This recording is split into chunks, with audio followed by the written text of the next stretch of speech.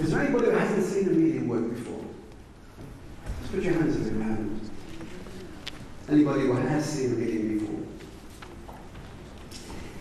I have to explain that mediumship is an experiment at all times. It doesn't matter how you perceive it. If you think it's a con and not all mediums are genuine, I don't mind that. But I have to explain the way it works for me. I'm what's called a clairaudient medium. And clairaudient mediumship is sort of very similar to having a radio inside my head. I don't do any of the tuning in. I just avail myself and hopefully something happens. Now, if I'm giving a piece of information to somebody in the audience, if I'm talking to this lady, she doesn't understand what I'm talking about, but you do, put your hand up. I don't mean something vague like, do you know the name John? Because we all know the name John. But something more specific than that. And you have to help me to make it work. Now, I have to tell you that it's an axiom of physics that no two bodies of matter can occupy the same space at the same time. But we know, don't we, that millions upon millions of vibrations do exist in the atmosphere, invisible to the physical eye. We know that radio waves are in the atmosphere as television waves are in the atmosphere. The radio waves only become sound when they make contact with the medium of the radio, and television waves only become a picture when they make contact with the television. Now, mediumship is like that. Now, a skeptic might say, no, that's a load of rubbish. We'll see what happens. Now, I don't have the power to call people back. So if you're waiting for somebody to come back and they don't dismiss it just because the person you'd like to hear from doesn't come back. Now, in the mediumistic demonstration, I'm going to interject, because it's an experiment and it's an evening of exploration, I think. I'm going to interject other means, because not every person in the audience is interested in spirits and communication with the spirit world. I want you to know that the spirit world is not a place, it's a condition or state of being. And a medium is simply a person whose mind is able to interject or receive information from these people who live in this other dimension of the universe. Now, other things I do during shows, which is just a bit of fun. I was talking to Ciaran earlier on, and it's a sort of a psychic demonstration. Some people, or most people, like to know, where are we going in the future? What are we going to do? He would call it cold reading. I don't, because if it comes true, what I'm saying, and you don't know whether it's going to be true until it actually happens, then it can't be cold reading. It's probably some other type of clairvoyance. I don't know, but it does work. For an example, if I said to you, it's just a generality, what's your date of birth? 2nd of December. 2nd of December. Is this lady with you, Wendy? What's your date of birth? 2011. Sorry? 2011. 20th of the 11th. Yeah. That's right. So you're the 2nd of September, you said? December. December. So you're a Sagittarian. Right.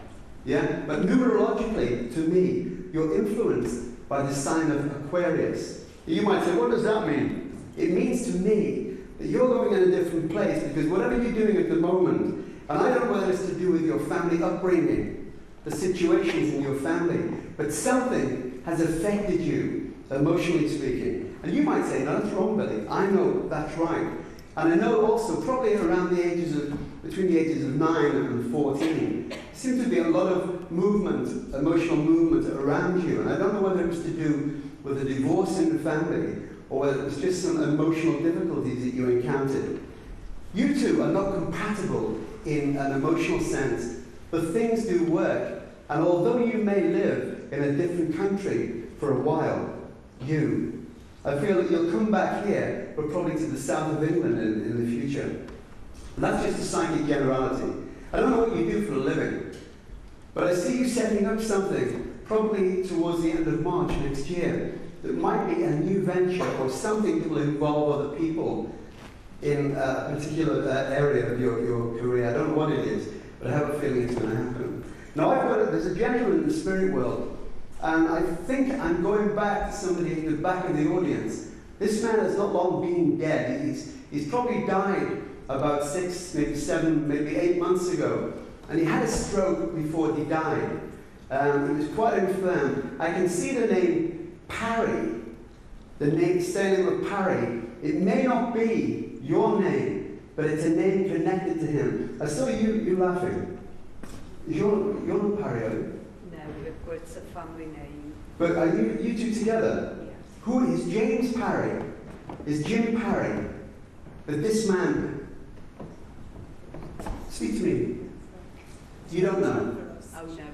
No, just listen to what I'm saying to you. Because I have a feeling that Mary is either your grandmother, your maternal grandmother. There's a very diminutive woman in the spirit world who's been dead probably a long time. She seems to have had connections either with the Scotland Road area or Anfield or somewhere around that way.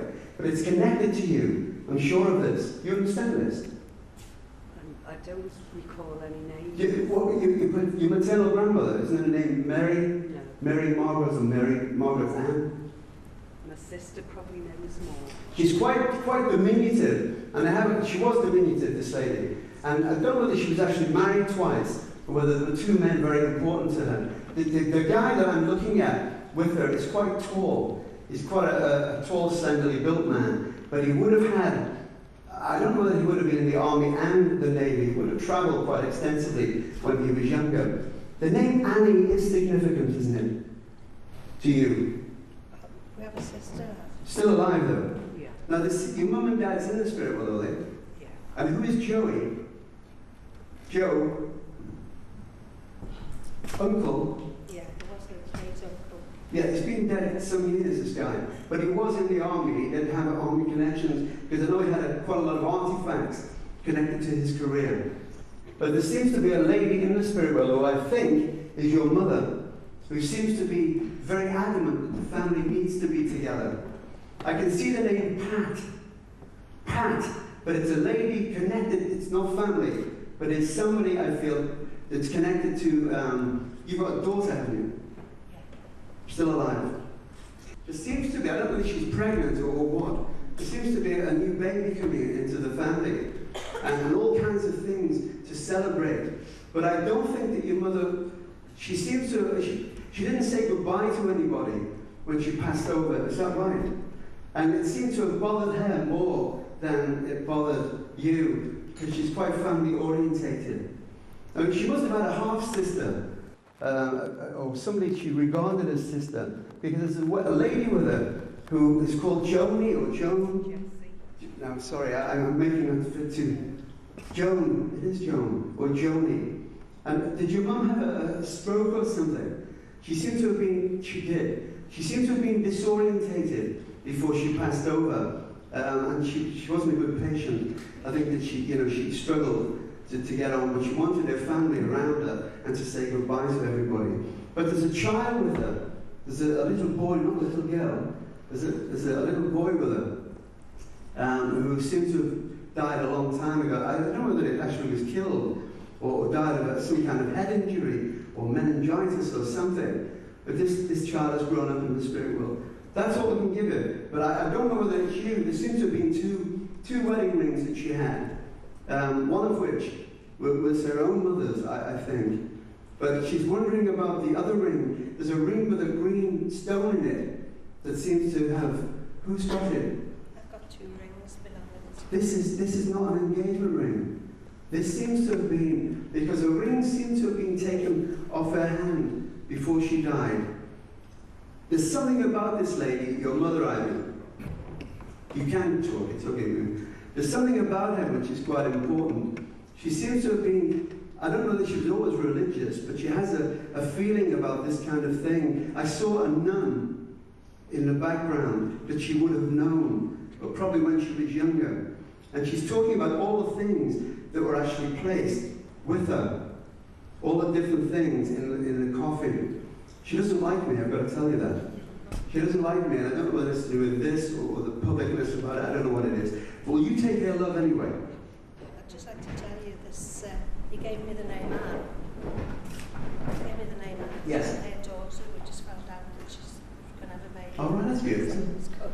Good, hopefully it's a little girl, I don't know, but we'll see what happens. Thanks for listening to me, thank you. Now I need